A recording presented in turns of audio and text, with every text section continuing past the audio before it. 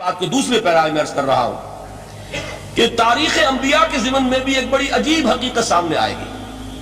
حضرت موسیٰ علیہ السلام کے معجزات دو بہت مشہور ہیں، عصائے موسیٰ اور ید بیضاء۔ ویسے قرآن مجید نے 7 مزید گنوائے ہیں، 9 آیات بینات، 9 بڑے کھلے کھلے معجزے جو فرعون اور آل فرعون کو دکھائے گئے۔ پھر آپ کو معلوم ہے کہ اسی عصا کی ضرب سے سمندر کا پھٹ جانا، اسی عصا کی ضرب سے ایک چٹان سے 12 چشموں کا پھوٹ بہنا، اور پھر یہ کہ من و سلوہ کا نزول ہے اور غمام ہے صحرا کے اندر جہاں کوئی چیز سائے کے لیے نہیں ہے، ان کے اوپر ابر کا سایہ کیا جا رہا ہے۔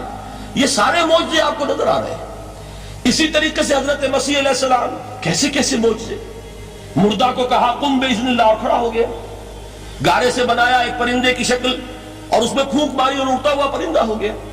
یعنی یہ کہ احیاء موتا اور خلق حیات یہ آخری معجزے ہو سکتے ہیں، اس لیے کہ یہ خالص اللہ تعالیٰ کے افعال ہے۔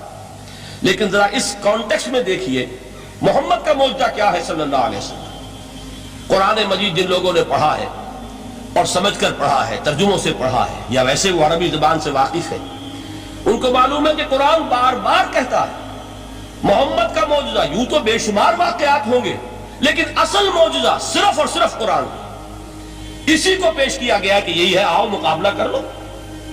اصل میں معجزہ کہتے کسے؟ معجزہ کے معنی عاجز کر دینے والی شے۔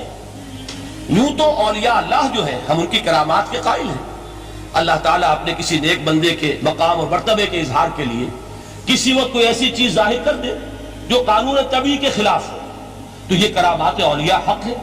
اور اس درجے کی جو ظاہر بات ہے کہ جب اولیاء کے لیے کرامات ہے تو انبیاء کے لیے تو بہت ہوں گی۔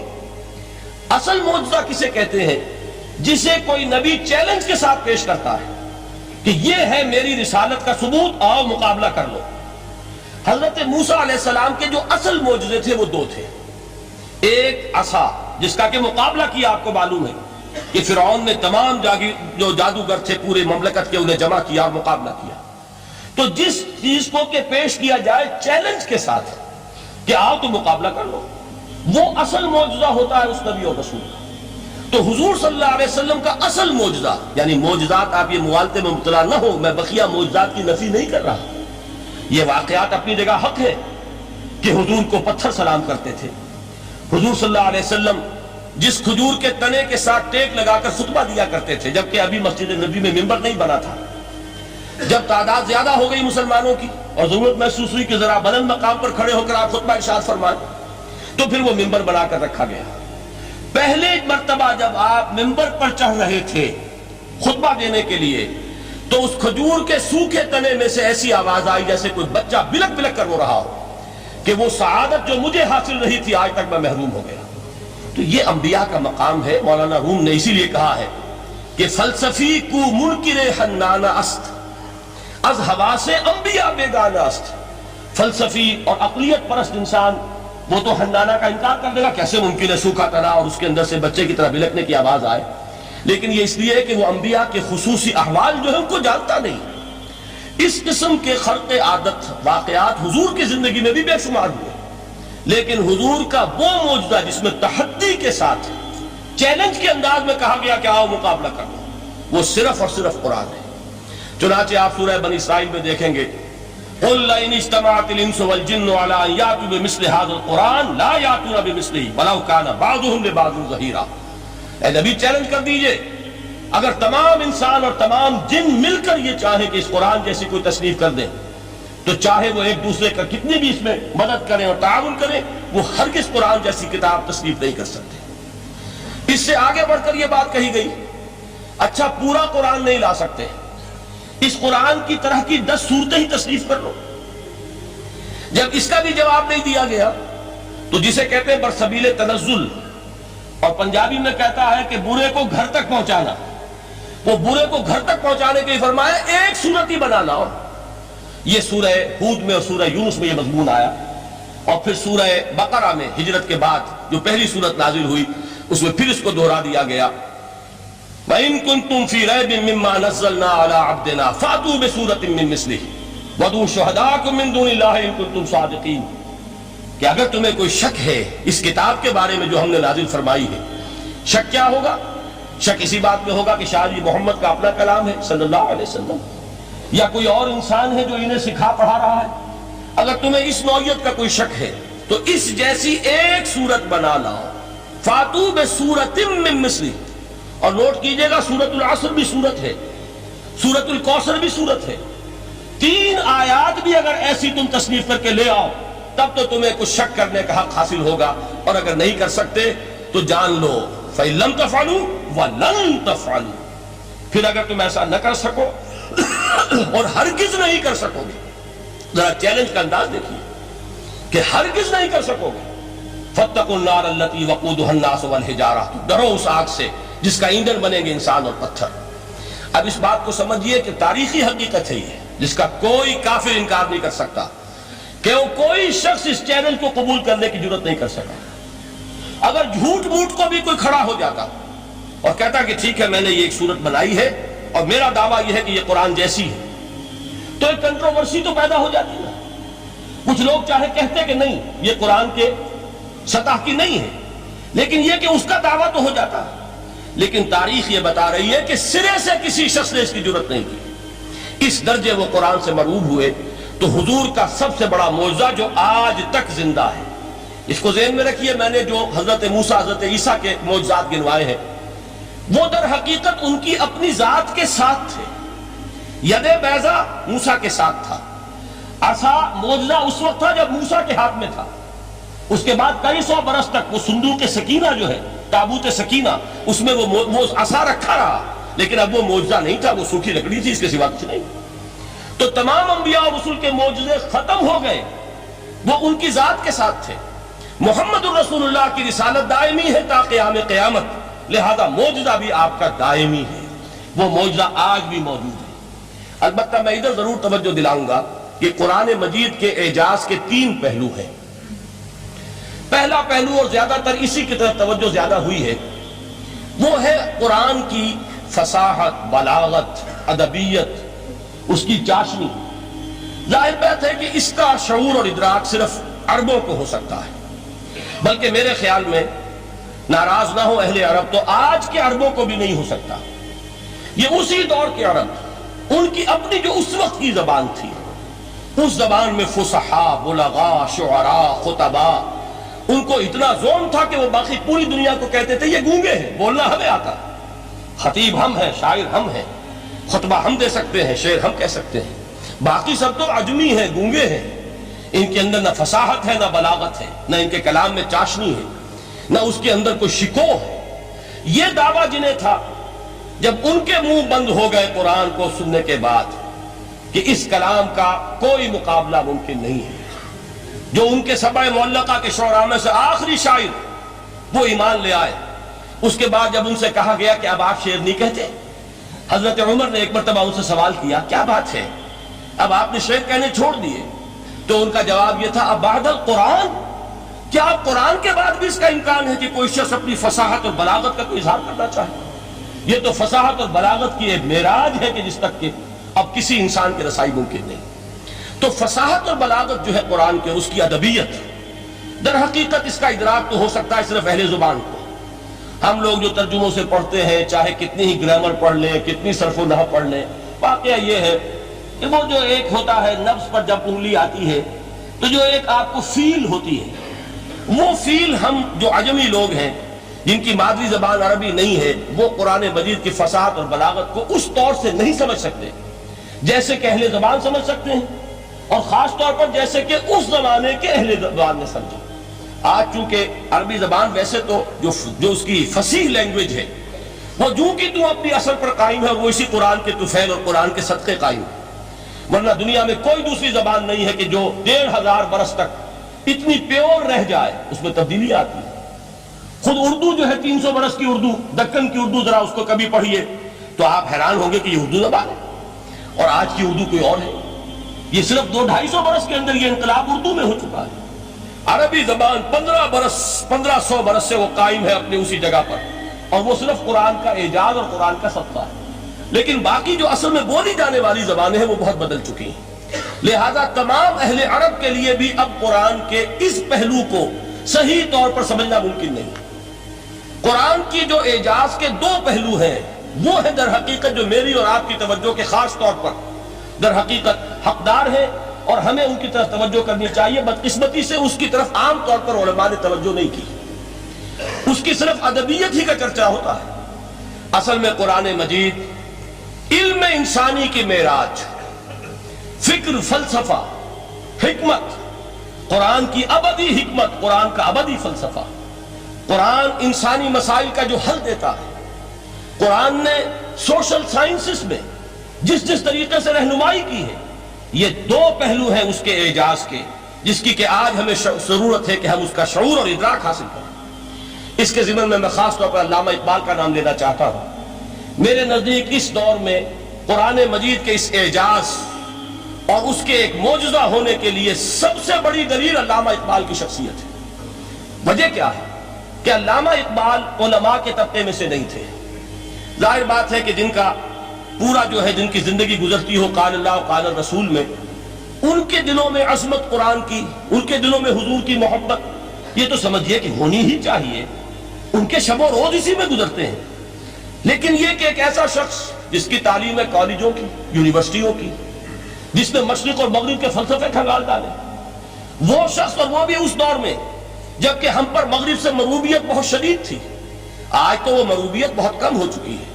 آج تو ہمارا عام نوجوان جو ہے وہ آنکھوں میں آنکھیں ڈال کر بات کرتا ہے، اس میں خود اعتمادی ہے.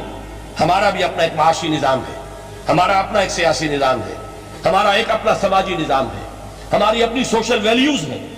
آج کا نوجوان الحمدللہ احیاء اسلام کی وہ جد و جہد جو ہے وہ مرحلہ در مرحلہ بہرحال آگے بڑھ رہی ہے. وقت لگے گا لیکن یہ کہ اس میں یقیناً ترقی ہوئی ہے. اسی کا مظہر یہ ہے کہ خود اعتمادی ہے. We have confidence. ہم جانتے ہیں کہ اسلام ایک دین ہے، مکمل دین ہے، اس کے پاس زندگی کے تمام مسائل کا حل ہے. لیکن یہ ہے آج 1985 کی بات. علامہ اقبال اس صدی کے آغاز میں گئے ہیں یورپ، جبکہ ہم محکوم تھے انگریز کے. ایک حاکم قوم کے ہاں جا کر اس سے مروبیت کتنی شدید اس وقت تھی. جو جاتا تھا اکثر و بیشتر جو ہے واپس آتا تھا تو کھڑے ہو کر پیشاب کرنا ضروری سمجھتا تھا، اس لیے کہ اس نے وہاں پر لوگوں کو یہی کرتے دیکھا. ان کا لباس، ان کی وضاقت، ان کی تہذیب، ان کا تمدن، ہر طرح سے ان کے گن گاتا ہوا، ان کے لیے وہ بہت قصیدے جو ہے تعریف کے کہتا ہوا آتا تھا. لیکن ایک علامہ اقبال کی شخصیت وہ ہے کہ وہ یہ خود کہتے ہیں کہ میں اس آگ میں ڈالا گیا ہوں مثل خلیل. مغربی تہذیب کے اس الاؤ میں مجھے اس طرح ڈالا اللہ نے جیسے کہ حضرت ابراہیم کو آگ میں ڈلوایا. میں اس تہذیب کے اس الاؤ کے اندر سے ہو کر آ رہا ہوں اور میں نے یہ دیکھ لیا ہے کہ یہ تہذیب کھوکھلی ہے، اس کے اندر کوئی پائیداری نہیں ہے.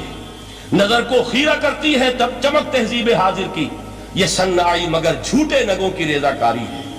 اور دیار مغرب کے رہنے والوں خدا کی بستی دکان نہیں ہے. کھرا جسے تم سمجھ رہے ہو وہ اب زرے کا معیار ہوگا. تمہاری تہذیب اپنے خنجر سے آپ ہی خودکشی کرے گی. جو شاخ نازک پہ آشیانہ بنے گا نا پائیدار ہوگا. اب آپ اندازہ کیجئے وہ شخص جو بنیادی طور پر فلسفی ہے، فلسفے کا طالب علم، وہ جرمنی اور انگلستان میں جا کر فلسفے کھنگالنے کے بعد اسے اگر تسکین حاصل ہوئی، اس کی جو علم کی پیاس تھی اگر اسے سیری حاصل ہوئی تو صرف قرآن کے ذریعے سے. نہ کہیں جہاں میں اما ملی، جو اما ملی تو کہاں ملی میرے جرم خانہ خراب کو تیرے عفو بندہ نواز میں. یہ وہ شخص ہے آخری زندگی میں ان کا کام صرف ایک رہ گیا تھا، قرآن کی تلاوت. بڑے بڑے فلسفی ملنے آتے تھے علامہ اقبال سے ملنے، وہ سمجھتے تھے بڑی لائبریری ہوگی. جیسے بڑے وکیل اس کی لائبریری آپ کو معلوم ہے کتنی جلدیں رکھی ہوگی، خوبصورت جلدیں بنی ہوئی، ایسے ہی کوئی بڑا فلسفی، بڑا پروفیسر، اس کی سٹڈی، اس کی کتابیں بڑی مرغوب کن ہونی چاہیے. لیکن علامہ اقبال کے ہاں سب کتابیں اٹھوا دی تھی انہوں نے، صرف ایک کتاب رہ گئی. اور سید نذیر نیازی کا نام آپ نے سنا ہوگا. انہوں نے جب یہ گواہی دی ہے، یہ واقعہ شاید آپ کے علم میں نہ آیا ہو، یہ بہت اہم واقعہ ہے. وہ یہ لکھتے ہیں کہ میں نے ایک مرتبہ علامہ سے پوچھا کہ کچھ لوگ اعتراض کرتے ہیں یا یہ خیال ظاہر کرتے ہیں کہ آپ نے اپنا فلسفہ خودی نیٹشے سے لیا ہے، کوئی کہتا ہے فلاں سے لیا ہے، کوئی کہتا ہے فلاں سے لیا ہے. کچھ آپ خود بتا سکیں گے کہ آپ کے فلسفہ خودی کی سورس کیا ہے؟ تو علامہ نے کہا کہ اچھا کل فلاں وقت آ جانا تو میں تمہیں لکھوا دوں گا، ڈکٹیٹ کرا دوں. تو سید نذیر نیازی کہتے ہیں کہ میں بہت خوش ہوا کہ یہ سعادت میرے حصے میں آ رہی ہے. کہ علامہ اقبال خود مجھے تحریر کرائیں گے کہ میرے فلسفے کی سورس کیا ہے، میں نے کہاں سے اخذ کیا ہے۔ دوسرے روز وہ گئے، حاضر ہوئے، بڑے ہی ارمانوں کے ساتھ پینسل اور کاپی لے کر بیٹھے۔ علامہ نے فرمایا ذرا قرآن مجید نکال لاؤ۔ وہ قرآن مجید لائے، حیران ہوئے، یہ فلسفے کا سورس مجھے ڈکٹیٹ کرانے چلے تھے، یہ قرآن مجید کہہ رہے۔ کہا کہ ذرا سورۃ الحشر اس کا آخری رکوع، وَلَا تَكُونُوا كَالَّذِينَ نَسُوا اللَّهَ فَأَنسَاهُمْ أَنفُسَهُمْ أُولَٰئِكَ هُمُ الْفَاسِقُونَ۔ اے لوگوں، ان لوگوں کے مانند نہ ہو جانا جنہوں نے اللہ کو بھلا دیا تو اللہ نے انہیں اپنی خودی سے غافل کر دیا، اپنے آپ سے بیگانہ بنا دیا، یہی ہیں لوگ جو فاسق ہیں۔ علامہ نے کہا میرے فلسفے کی سورس یہ میں آپ کو بتانا چاہتا ہوں۔ اس معنی میں کہتا ہوں کہ اس دور میں علامہ اقبال کی شخصیت کو میں اعجاز قرآن کا سب سے بڑا مظہر سمجھتا ہوں۔ ایک شخص 20ویں صدی عیسوی کی شخصیت، اور پھر یہ کہ وہ کہیں مسجد اور کسی مدرسے کے ماحول میں پلا بڑھا نہیں ہے، بلکہ اسکولوں اور کالجوں میں اور یونیورسٹیوں میں، اور صرف ہندوستان میں نہیں، انگلستان اور جرمنی کی یونیورسٹیوں میں رہا، جس نے اپنا لوہا منوایا ہے۔ وہ شخص اگر یہ کہتا ہے کہ میرے لیے فکر کی بنیاد، میرے فلسفے کی سورس، میری تمام سوچ کی رہنمائی جو ہے وہ اس کتاب نے کی ہے، تو معلوم ہوا کہ واقعتاً یہ قرآن مجید آج بھی معجزہ ہے۔ یہ بات تو ہوئی فلسفے اور فکر کے اعتبار سے۔ دوسرا پہلو جو اپلائیڈ پہلو ہے اس دور کے اعتبار سے، وہ اہم تر ہو گیا ہے۔ انسان کے لیے جو پیچیدہ تمدنی مسائل ہیں، سیاسی مسائل کو کیسے حل کیا جائے، معاشی مسائل کا حل کیسے ہو، سماج میں توازن کیسے ہو، مرد اور عورت کے درمیان توازن کیسے ہو، ہوتا کیا ہے، یا عورت بھیڑ بکری کی طرح کی ملکیت بن جاتی ہے۔ ہمارے ہاں اردو میں جو اس کا محاورہ ہے کہ جوتی کی نوک، یہ اس کی حیثیت ہو جائے گی، یا دوسری طرف عورت کلوپیٹرا بن کر قوموں کی قسمتوں سے کھیلے گی۔ دنیا میں یہ دو انتہائیں ہوئی، کہاں نقطۂ عدل کہاں ہے، کیسے بیلنس جو ہے اسٹرائک کیا جائے، مردوں کے حقوق اور فرائض اور خواتین کے حقوق اور فرائض، اس میں صحیح ترین ایکویشن ہے کیا؟ اسی طریقے سے فرد اور اجتماع، فرد اور ریاست، یا تو یہ کہ انسان کی انفرادی آزادی اتنی جا رہی ہے، مادر پدر آزاد، جس کا مظہر یہ ہے کہ آج انگلستان میں دو مرد بھی میاں اور بیوی کی حیثیت سے رہ سکتے ہیں، قانون تسلیم کرے گا ہسبینڈ اینڈ وائف، ان کو وہی حقوق حاصل ہو، یہ ہے وہ آزادی۔ اور یا پھر یہ ہے کہ جو روس میں ہے یا دوسرے ممالک میں ہے کہ آزادی بالکل ختم، اور معلوم ہوا کہ ٹوٹلیٹیرین سوسائٹی، مستبدانہ نظام، ان کے درمیان نقطۂ عدل کہاں ہے؟ اسی طرح سرمایہ اور محنت، اگر ذرا سا سرمایہ کو چھوٹ ملتی ہے وہ مزدور کا خون چوستا ہے اور اس کا حق اس کو نہیں دیتا۔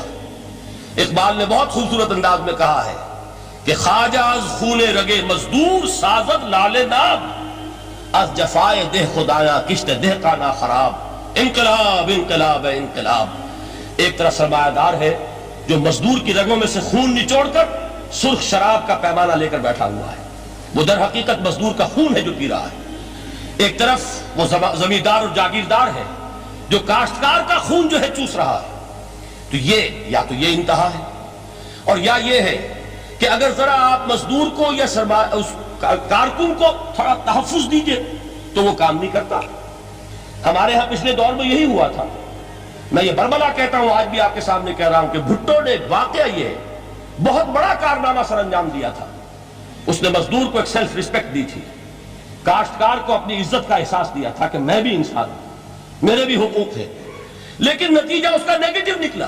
مزدور نے کام کرنا چھوڑ دیا، معیشت کی گاڑی ختم ہو گئی۔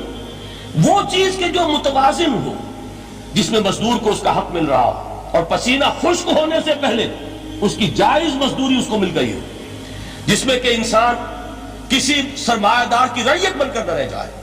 دوسری طرف یہ کہ سرمایہ کے لیے بھی جو اس کا صحیح ہے کہ اس کو انسینٹیو ملے، وہ میدان میں آئے، اس کے اندر رسک لینے کے جو ہے وہ صلاحیت پیدا ہو۔ ان دونوں چیزوں کو کیسے متوازن کیا جائے؟ واقعہ یہ ہے کہ یہ ہے وہ پیچیدہ مسائل جن کا حل قرآن میں ہے۔ ہماری بدقسمتی کیا ہے کہ ہم نے خود ان چیزوں کے لیے دوسروں کے سامنے جھولی پساری ہوئی، ہم دوسروں سے بھیک مانگ رہے ہیں۔ ہمارا حال کیا ہوا تھا اس صدی کے شروع میں؟ مصطفیٰ کمال پاشا نے جب ترکی میں اسلام کے آئلی قوانین بھی منسوخ کیے، نوٹ کیجئے اس کو، یہ اسی صدی کے وہ صدمے ہیں جو ہم نے اٹھائے ہوئے ہیں. اور گاہے گاہے باز خواہی قصہ پاری نہ رہا، تازہ خواہی داشتن کا داغ ہائے سیدھا رہا. اس صدی میں کیا نہیں ہوا. عربوں کی ریوولٹ ترکوں کے خلاف، ان کے پیٹھ میں جو خنجر گھونپا، اور ایک انگریز، ایک کرنل لارنس کی وہ ساری شرارت، اس کے نتیجے میں ایک عظیم مملکت عثمانیہ، سلطنت عثمانیہ، دی گریٹ آٹومان امپائر، اس کے چیتھڑے اڑ گئے. اور اس کے بعد وعدے کیے تھے عربوں سے کہ ہم تمہیں حکومت دیں گے. ہوا کیا کہ ان کے چھوٹے چھوٹے ٹکڑے کیے اور تقسیم کر لیے. مغربی سامراج کا دور شروع ہو گیا.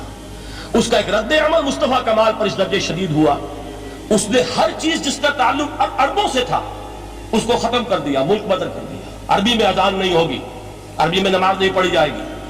اور اسی کے ضمن میں یہاں تک گیا کہ فیملی لاز بھی رومن لاز جو ہیں وہ نافذ کیے. تو یورپ کے اخبارات نے اس وقت یہ طنز کیا تھا مسلمانوں پر، یہ مسلمان عجیب قوم ہے، کہتے یہ ہے کہ ہمارے پاس دنیا کا بہترین ضابطہ ہے، بہترین قانون ہے، ہمارے قانون سے بہتر کسی کا قانون نہیں. اور حال یہ ہے کہ فیملی لاز کے لیے بھی یہ ہم سے بھیک مانگ رہے ہیں، ہم سے وہ قوانین لے کر اپنے ہاں نافذ کر رہے ہیں. آج بدقسمتی سے اکثر و بیشتر مسلمان ممالک کا حال یہی ہے.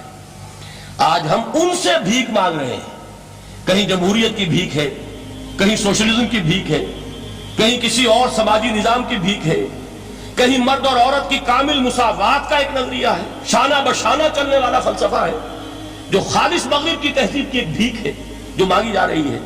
کاش کہ آج قرآن کے اس اصل اعجاز کی طرف، جو اس کا اصل معجزہ اس دور کے لیے، میں نے عرض کیا کہ اعجاز قرآنی کا وہ معجزہ کہ وہ فصاحت اور بلاغت کی معراج ہے، وہ یا تو اپریشیٹ کر سکتے ہیں اہل عرب، اور اہل عرب میں سے بھی حقیقت میں وہ جو قدیم جاہلی شاعری کے جاننے والے ہیں جو بہت کم رہ گئے، اب وہ جان سکتے ہیں کہ جب قرآن نازل ہوا تو کیوں زبانیں گنگ ہو گئی تھیں، کیوں کوئی ایک شخص جھوٹ موٹ کو بھی مدعی بن کر نہیں آ سکا کہ یہ میں نے قرآن کی جیسی ایک کتاب یا قرآن جیسی ایک سورت یا قرآن کی طرح کے چند جملے میں نے موضوع کر دیے. لیکن دوسرا پہلو ہے فکر اور فلسفہ، اس کے اعتبار سے جس کا سب سے بڑا ثبوت اس دور میں علامہ اقبال ہے. اور تیسرا پہلو ہے Islamic social sciences, political science, economics, sociology. اس میں جو کچھ قرآن نے دیا ہے، جو آج بھی انسان کی رہنمائی کے لیے بہترین نظام ہے، اس نظام کو ہم سمجھے، اسے دنیا کے سامنے پیش کریں، تب در حقیقت قرآن مجید کا اعجاز سامنے آئے. یہ دو پہلو تو میں نے وہ عرض کیے ہیں کہ جو کسی غیر مسلم کو بھی نظر آئیں گے. قرآن کا پریزروڈ ہونا، اس کی انٹیگریٹی، اوتھینٹسٹی، یہ چیزیں وہ ہے کہ جو سب نے مانی.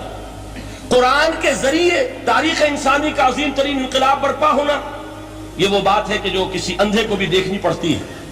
اس حقیقت کا اعتراف دشمن کو بھی کرنا پڑتا. میں یاد دلا دوں آپ کو، ایچ جی ویلز، آپ نے نام سنا ہوگا، سائنٹیفک فکشن میں اس کا بڑا اونچا مقام ہے، لیکن اس نے تاریخ نسل انسانی پر بھی دو کتابیں لکھی، a short history of the world اور a concise history of the world.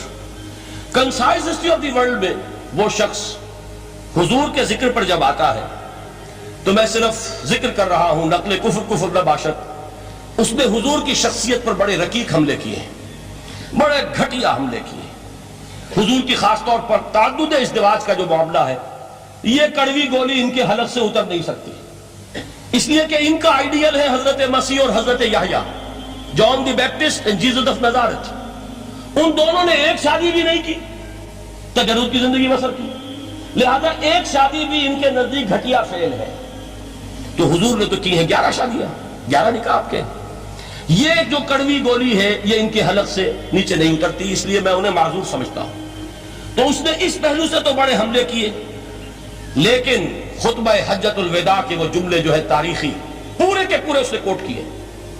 لا فصل لعربی علی عجمی ولا لعجمی علی عربی ولا لأحمر علی اسود ولا لأسود علی احمر الا بالتقوی کلکم بنو آدم وآدم من تراب. کسی عرب کو کسی عجمی پر کوئی فضیلت نہیں، کسی عجمی کو کسی عرب پر کوئی فضیلت نہیں، کسی گورے کو کسی کالے پر کوئی فضیلت نہیں، کسی کالے کو کسی گورے پر کوئی فضیلت نہیں سوائے تقوی کے. تم سب کے سب آدم کی اولاد ہو اور آدم مٹی سے بنائے گئے تھے. یہ الفاظ لکھ کر کہتا ہے کہ جہاں تک human fraternity, equality and freedom, 3 الفاظ نوٹ کیجئے، انسانی حریت، انسانی مساوات، انسانی اخوت. کہتا ہے جہاں تک ان تین چیزوں کے واز ہیں، سرمنز کا تعلق ہے، وہ تو دنیا میں پہلے بھی بہت کہے گئے. عیسائی ہونے کے باوجود خاص طور پر نام لیتا ہے جیزس آف نزارت. سرمنز تو حضرت مسیح کے ہاں بھی بہت مل جائیں گے کہ تمام انسان برابر ہیں، سب کو بھائی بھائی ہونا چاہیے، سب انسان آزاد ہیں، تمیز بندہ و آقا فساد آدمیت ہے. لیکن وہ کہتا ہے کہ یہ ماننا پڑتا ہے تاریخ انسانی میں پہلی مرتبہ ان اصولوں پر ایک انسانی معاشرہ قائم کیا محمد نے صلی اللہ علیہ وسلم.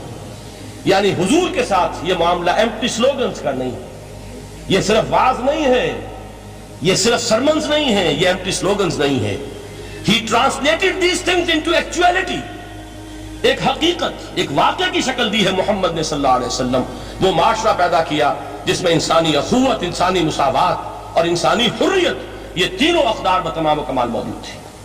یہی وجہ ہے اس صدی میں نوٹ کیجئے گاندھی جی، موہن داس کرم چند گاندھی، جس کو آج پوری دنیا میں تسلیم کیا جاتا ہے، عالم عرب میں بھی مہاتما گاندھی کی بڑی عزت ہے. پنڈت نہرو کا کسی زمانے میں استقبال ہوا تھا ریاض میں، تو ہمیں بہت غصہ آیا تھا کہ مرحبا برسول السلام، welcome to the prophet of peace. یہ الفاظ تھے کہ جن سے پنڈت نہرو کا استقبال ہوا تھا. غصہ ہمیں بہت آیا، یہ رسول کا لفظ استعمال کر دیا انہوں نے. بعد میں ہم نے سوچا بھائی رسول کے معنی ان کے ہاں ایلچی کے ہیں، تو انہوں نے اس کو اپنی جو بھی غلطی میں سمجھا یا صحیح سمجھا، اس کو چھوڑ دیجئے، میں کوئی سیاسی گفتگو نہیں کرنا چاہتا. انہوں نے سمجھا کہ یہ شخص اس وقت امن کا پیغام بر ہے، لہذا اس کو ویلکم کیا. بہرحال گاندھی جی کا جہاں تک معاملہ ہے، آپ کے علم میں ہے کہ پوری دنیا میں اس شخص کی عظمت کو تسلیم کیا گیا ہے. ہمارا معاملہ ہندوستانی مسلمانوں کا معاملہ یہ دوسرا ہے. وہ تو آپ کو معلوم ہے کہ جوتا جسے کاٹتا ہے اسے پتا چلتا ہے کہ یہ جوتی کاٹ رہی ہے، ورنہ دیکھنے والے کو پتا چلے گا بڑا خوبصورت جوتا ہے، بڑا عمدہ جوتا ہے، کوئی اس میں خرابی نہیں ہے. لیکن جسے وہ پنچ کر رہی ہے اسے پتا ہے کہ یہ ہے کیا. اس اعتبار سے ہمارا معاملہ علیحدہ ہے، لیکن دنیا کو بہت خوبصورت اور بہت ہی اعلیٰ اور بہت ہی اونچی شخصیت ایک نظر آتی ہے. بہرحال ایک پہلو سے یقیناً ماننا پڑے گا اس کی عظمت کو کہ ہندو قوم کے لیے اور ہندوستان کے لیے، اس کی آزادی کے لیے جو عظیم جد و جہد کی ہے، اس میں کوئی شک نہیں. میں اس وقت جو بات عرض کرنا چاہتا ہوں کہ 1937 کا تصور کیجئے. 1937 میں آپ کو معلوم ہے 1935 میں قانون بنا تھا اور پہلی مرتبہ الیکشنز ہوئے تھے بر صغیر میں 1937، اور وہ ہوئے تھے صوبائی الیکشنز. ان کے نتیجے میں وزارتیں قائم ہوئی. مسلم لیگ نے بائیکاٹ کیا تھا الیکشن کو، لہذا پورے ہندوستان میں تمام صوبوں میں کانگریس کے وزراء کی وزارتیں بنی. ہریجن اخبار میں ایک مقالہ لکھا تھا گاندھی جی نے اس وقت، جس میں کہ ان کانگریسی وزراء کے سامنے نصیحت کے انداز میں یہ بات رکھی تھی کہ آج جب کہ آپ لوگوں کو اختیار مل رہا ہے اور حکومت، یہ پہلی انسٹالمنٹ تھی جو انگریزوں نے دی تھی ہمیں، سیلف رول یا ہوم رول کی پہلی انسٹالمنٹ تھی، تو جو بھی تمہیں اختیارات مل رہے ہیں اس میں میں تمہارے سامنے حضرت ابو بکر اور حضرت عمر کی مثال رکھتا ہوں. یہ ہے وہ بات کہ جادو وہ جو سر چڑھ کر بولے. عربی میں کہتے ہیں الفضل ما شہدت بہ الاعداء، اصل فضیلت وہ ہے جس کا کہ دشمن اعتراف کرے. مہاتما گاندھی اگر اعتراف کر رہا ہے کہ تاریخ انسانی کی عظیم ترین شخصیتیں حکومت کی سطح پر وہ ابو بکر اور عمر ہیں، تو ابو بکر اور عمر کس درخت کے پھل ہیں؟ وہ شجرہ طیبہ، شجرہ نبوت ہے کہ جس کے پھل ہیں ابو بکر اور عمر، جن کو تربیت دی ہے محمد نے صلی اللہ علیہ وسلم. تو معلوم ہوا کہ یہ چیزیں وہ ہیں کہ جس کا لوہا آج دنیا مان رہی ہے. لہذا ہمیں قرآن مجید کے اعجاز کے پہلو سے ان اعتبارات سے خود بھی توجہ کرنی چاہیے اور دنیا کو بھی ادھر متوجہ کرنا چاہیے. اب میں تبرکاً 3 مقامات سے میں نے آیات پڑھی ہیں. قرآن مجید کی عظمت کا وہ ادراک اور شعور جو ہمیں ہو سکتا ہے، ہم وہ کہ جو قرآن کو مانتے ہیں اللہ کا کلام، ہم اس بنیاد پر سمجھیں کہ اللہ نے اپنے کلام کی کیا مدح کی ہے. اور نمبر 2 یہ فارسی کا ایک مصرع ہے کہ قدر گوہر شاہ دانت یا بدانت گوہری. ہیرے جواہرات کی قدر و قیمت یا بادشاہوں کو معلوم ہوتی ہے جو ان میں کھیلتے ہیں، اور یا یہ کہ جوہری کو جو ان کا کاروبار کرتا ہے، جانتا ہے، پہچان ہے، پرکھتا ہے. عام آدمی کو کیا پتا اس کے ہاتھ پہ اگر کوئی آپ ہیرا رکھ دیں، وہ سمجھے شاید کوئی کانچ کا ٹکڑا، اسے اس کے اندر کوئی فرق محسوس نہیں ہوگا. قدر گوہر شاہ دانت یا بدانت گوہری، کہ ہیرے جواہرات جو ہیں ان کی قدر و قیمت کا اندازہ یا بادشاہوں کو ہوتا ہے یا جوہری کو ہوتا ہے. تو قرآن مجید کا عظمت کا صحیح ادراک یا اللہ کو ہے یا محمد رسول اللہ کو ہے صلی اللہ علیہ وسلم. باقی جو کچھ دنیا دیکھتی ہے وہ تو وہ ظاہر کا ایک پہلو ہے، وہ تاریخی حقائق ہیں جو میں نے آپ کے سامنے رکھے. باقی قرآن مجید کی عظمت کا کوئی صحیح ادراک ہو سکتا ہے یا وہ اللہ تعالیٰ کی زبانی اور یا ہوگا محمد رسول اللہ صلی اللہ علیہ وسلم کے فرامین کی روح سے. اسی لیے میں نے 3 جگہ سے آیات پڑھی ہیں. ایک مقام سے سورہ رحمان کی ابتدائی 4 آیات، سورہ یونس کی 2 آیات، سورہ حشر کی 1 آیت، اور 3 احادیث نبویہ ہیں جن کا میں نے ذکر کیا ہے، اس لیے کہ تیسری جو ہے وہ بہت طویل حدیث ہے، وہ پوری میں اس وقت نہیں پڑھ سکتا تھا. اس کے صرف ابتدائی اور آخری کلمات میں نے اس وقت آپ کو سنائے. میں تھوڑی سی تشریح ان کی کروں گا تاکہ قرآن مجید کی عظمت کا جو نقش میرے اور آپ کے قلب پر ہونا چاہیے وہ صحیح در حقیقت ان آیات اور احادیث کی روشنی میں ہمارے دلوں پر قائم ہو جائے. دیکھیے قرآن مجید کی عظمت یہ کلام ہے. اس کی کلام کی عظمت کا پہلا پہلو ہے متکلم کی عظمت کے اعتبار سے. عربی میں کہا جاتا ہے کہ کلام الملوک ملوک الکلام ہے. بادشاہوں کا کلام کلاموں کا بادشاہ ہوتا ہے. بادشاہ جب گفتگو کرے گا معلوم ہوگا شاہانہ انداز میں. ایک کوئی بھکاری گفتگو کرے گا یا کوئی کنجرا گفتگو کرے گا، سبزی فروش کرے گا، کوئی مچھلی فروش کرے گا، ہر ایک کا پتہ چل جائے گا کہ کون بولا. وہ جس کو کہتے ہیں کہ تانت باجی راگ پایا. 2 جملے کوئی شخص بولے گا پتہ چل جائے گا کتنے پانی میں ہے، اس کے علم کا، فضل کا، تہذیب کا، تمدن کا کیا معیار ہے. اس لیے کہ کلام جو ہے در حقیقت متکلم کی پوری شخصیت کی عکاسی کرتا ہے. اس کا مقام کیا ہے، اس کا مرتبہ کیا ہے، اس کے ذہن کی بلندی کیا ہے، اس کے فکر کی گہرائی کیا ہے، اس کے افق ذہنی کی وسعت کیا ہے، اس سب کا اندازہ ہوگا کلام سے. تو اب یہ کلام ہے اللہ کا. معلوم ہوا کہ اللہ کی صفات کا ایک کامل عکس قرآن مجید میں موجود ہے. یہ بات سمجھیے. اس کو قرآن نے کس طرح بیان کیا؟ یہ وہ لطیف حقائق ہیں جن کے لیے قرآن مجید تمثیل کا پیرا اختیار کرتا ہے. اب سورہ حشر کی تمثیل کیا ہے؟ لَوْ أَنزَلْنَا هَذَا الْقُرْآنَ عَلَى جَبَلٍ، اگر ہم نے اس قرآن کو کسی پہاڑ پر اتار دیا ہوتا لَرَأَيْتَهُ خَاشِعًا مُتَصَدِّعًا مِّنْ خَشْيَةِ اللَّهِ، تم دیکھتے اس پہاڑ کو کہ اللہ کی خشیت سے دب جاتا اور پھٹ جاتا. وَتِلْكَ الْأَمْثَالُ نَضْرِبُهَا لِلنَّاسِ لَعَلَّهُمْ يَتَفَكَّرُونَ. اور یہ مثالیں ہیں جو ہم لوگوں کے لیے بیان کرتے ہیں تاکہ وہ تفکر سے کام لیں، غور و فکر کریں. اگر میں اور آپ قرآن کی عظمت سے واقف نہیں ہوں گے، اس بات کو نوٹ کر لیجئے، تو میں اور آپ اپنا وقت کیسے صرف کریں گے اس کے لیے؟ انسان کا ایٹیٹیوڈ بڑا یوٹیلیٹیرین ہے آج کے انسان کا خاص طور پر. وہ کسی ایسے ہی کام کے لیے وقت لگائے گا جس میں اس کے لیے فائدہ ہو، اور اس فائدے کی چیز اگر نہیں ہے تو اس کی طرف متوجہ نہیں ہوگا. اگر قرآن مجید کی عظمت کا ہمیں ادراک ہو جائے تو ہم اپنا پورا وقت اس کے لیے وقف کر دیں گے، اس کو سمجھیں گے، اس کی گہرائیوں میں غوطہ زنی کریں گے. جیسے اقبال نے کہا کہ قرآن میں ہو غوطہ زن اے مرد مسلمان.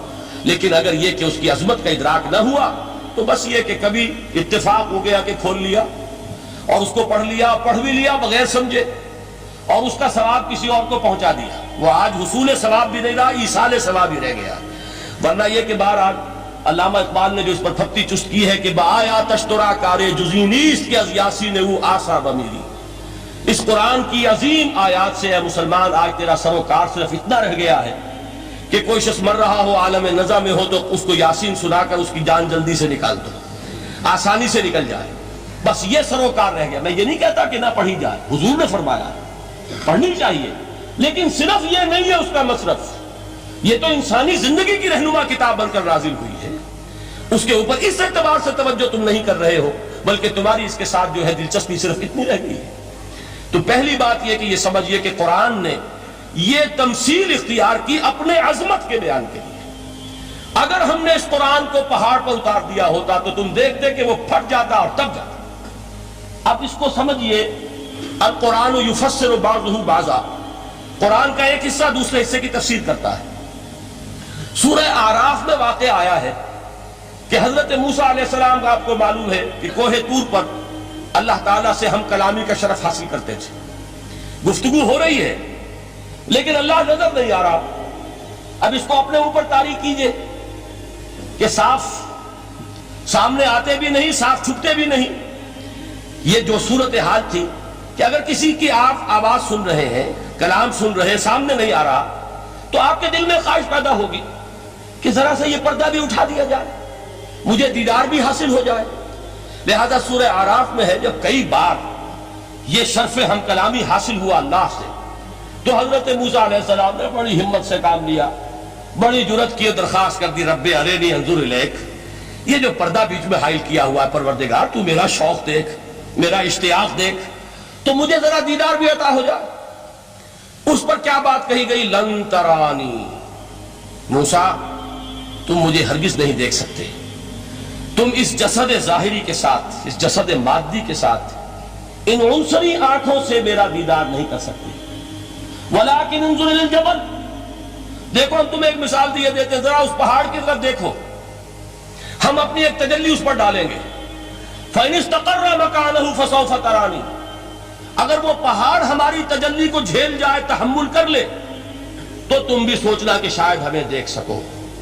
اس کے بعد ہوا کیا؟ فَلَمَّا تَجَلَّى رَبُّهُ لِلْجَبَلِ جَعَلَهُ دَكًّا وَخَرَّ مُوسَىٰ صَعِقًا، جب اللہ تعالیٰ نے پہاڑ پر اپنی ایک تجلی ڈالی تو وہ پہاڑ جو ہے پھٹ گیا. اور موسیٰ، اب دیکھیے براہ راست تجلی موسیٰ پر نہیں ہے، یہ انڈائریکٹ مشاہدہ ہے تجلی ربانی کا کہ جو پہاڑ پر ہوئی ہے، اور پہاڑ کی جو کیفیت ہوئی ہے اس کے مشاہدے سے حضرت موسیٰ بے ہوش ہو کر گر گئے. وَصَعِقَ مُوسَىٰ خَرَّ مُوسَىٰ صَعِقًا، یہ ہے وہ مثال جو یہاں دی ہے قرآن کے لیے. لَوْ أَنزَلْنَا هَذَا الْقُرْآنَ عَلَىٰ جَبَلٍ لَرَأَيْتَهُ خَاشِعًا مُتَصَدِّعًا مِنْ خَشْيَةِ اللَّهِ. نتیجہ کیا نکلا؟ انفر کیجئے، استدلال، استنتاج. نتیجہ یہ نکلا کہ جو تاثیر تجلی ذات ربانی کی ہے وہی تاثیر کلام ربانی کی ہے، صرف یہ ہے کہ ہمیں اس کا شعور نہیں، ہمیں اس کا ادراک نہیں. یہ بالکل ذات کی تجلی کی جو تاثیر تھی وہی قرآن خود بیان کر رہا ہے کہ اس کلام ربانی کی بھی. اس کو بھی علامہ اقبال نے خوب کہا ہے، فاش گویم آنچ در دل مزمرست، صاف کہہ دیتا ہوں جو کچھ میرے دل میں ہے. این کتابیں نیست چیزیں دیگر است، اسے کتاب نہ سمجھ بیٹھنا قرآن کو، یہ کتاب نہیں ہے، کچھ اور ہے. کچھ اور کیا ہے؟ مثل حق پنہاؤ ہم پیداستو، زندہ پائندہ گویاستو. یہ تو جیسے اللہ تعالیٰ کی ذات ہے، مثل حق، ذات حق سبحانہ و تعالیٰ کی طرح یہ زندہ ہے، پائندہ ہے. مثل حق، پائندہ گویاستو، یہ جو ہے زندہ ہے، یہ متکلم ہے، کلام نہیں ہے. کل صفات ربانیہ جو ہیں ظاہر اور باطن، مثل حق پنہا، ظاہر و پنہا، اور حی و قیوم جیسے اللہ کی ذات ہے، وہی صفات اس کلام کی ہیں. اور اس کے بعد وہ شعر آیا تھا جو میں پہلے سنا چکا ہوں، چوں بجاں در رفت جاں دیگر شبت. جب یہ قرآن کسی انسان کے اندر سرایت کر جاتا ہے، اس کے دل پر نازل ہوتا ہے. دیکھیے یہ الفاظ آپ کو کہیں اور نہیں ملیں گے. میرے نزدیک جہاں علامہ اقبال اس دور میں قرآن کی عظمت کا سب سے بڑا ثبوت ہے، وہاں عظمت قرآنی کے سب سے زیادہ واقف اور اس کا سب سے زیادہ شعور رکھنے والے بھی علامہ اقبال ہیں. یہ الفاظ آپ کو کہیں نہیں مل سکیں گے کہ مثل حق پنہاؤ ہم پیداستو، زندہ پائندہ گویاستو، چوں بجاں در رفت جہاں دیگر شود، جہاں چو دیگر شد جہاں دیگر شود. جب یہ انسانوں کے اندر سرایت کر جاتا ہے، ان کے اندر ایک انقلاب آ جاتا ہے، اور یہ اندر کا انقلاب ہے جو ایک عالمی انقلاب کا پیش خیمہ بنتا ہے. آپ آرڈیننس کے ذریعے سے نمازیں پڑھوائیں گے تو پھر نماز وہی پڑھی جائے گی جو آفس ٹائم میں آئے گی، باقی اور کیوں پڑھیں گے؟ وہ تو آرڈیننس کے ذریعے سے پڑھائی جا رہی ہے نا. اس کا حشر تو وہ ہوگا جو ہمارے ہاں دیکھا جا چکا ہے. اور اس وقت بھی، اس زمانے میں نے یہ سنا ایک جگہ کہ کلاس 4 امپلائیز جو ہیں، وہ شروع میں جب آرڈیننس نافذ ہوا تھا ہمارے ہاں تو دفتروں میں بڑا اہتمام ہوا، آفیسرز نے خاص طور پر بڑے اہتمام سے ظہر کی نماز پڑھنی شروع کی. لیکن مجھے بتایا گیا کہ کلاس 4 امپلائیز جو ہیں ہمارے، یہ ڈرائیورز ہیں، پی انز ہیں، یہ کھڑے ہنستے رہتے ہیں، شریک نہیں ہوتے. میں نے ان سے کہا وہ اس لیے کہ انہیں معلوم ہے کہ آپ بھی تو یہی پڑھ رہے ہیں صرف نماز، باقی آپ کے ڈرائیور سے اور آپ کے خانسامہ سے یہ بات چھپی ہوئی نہیں ہے کہ عصر آپ نے بھی نہیں پڑھنی، یہ صرف زور ہے جو آپ پڑھ رہے ہیں. تو یہ اصل میں اندر کا انقلاب جب تک نہ آئے، باہر کا ٹھوسا ہوا انقلاب وہ تو جب پریشر ہٹ جائے گا تبدیلی ختم ہو جائے گی۔ چون بجا در رفت جہاں دیگر شود، اندر انقلاب آئے، جب اندر تبدیلی ہو جائے گی اب انسان کا پورا وجود بدلے گا، پھر اس کے اندر سے تبدیلی جو ہے وہ ابھرے گی، اسے کسی خارجی دباؤ کی ضرورت نہیں ہوگی۔ جہاں تو دیگر شد جہاں دیگر شود، اور جب انسانی شخصیتوں کے اندر یہ انقلاب اندر سے آتا ہے تو پھر وہ عالمی انقلاب بنتا ہے، جیسے کہ محمد رسول اللہ کا انقلاب۔ واقعہ یہ ہے کہ اگر جوش کانسپیریسی، عبداللہ ابن سبا کی سازش